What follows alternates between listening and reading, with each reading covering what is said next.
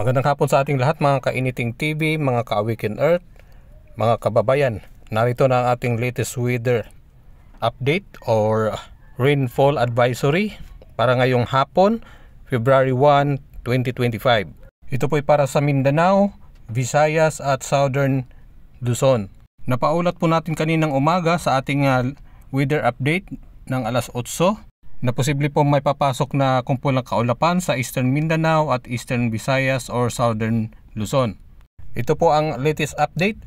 Posible po ngayong 2 hanggang 3 oras ay makapasok na po itong kumpulang kaulapan na ito na magdadala ng malalakas na pag-ulan sa Eastern Mindanao, lalo na po sa Davao Region at Caraga Region. Samantalang kalat-kalat na mahinang pag-ulan naman ang mararanasan sa natitirang bahagi ng Mindanao. Dito naman po sa Eastern Visayas at Southern Luzon, yung binabantayan nating kumpulang kaulapan ay naka-standby pa po doon sa Pacific Ocean, hindi pa po masyadong lumalapit, no? Posible po mamayang gabi pa yan makarating kung hindi man siya malulusaw. Sa kasalukuyan, ang Visayas at Southern Luzon ay nanatiling nasa bahagyang maulap hanggang maulap na kalangitan na may kalat-kalat na mga pag-ambon, pagkulog at pagkidlat.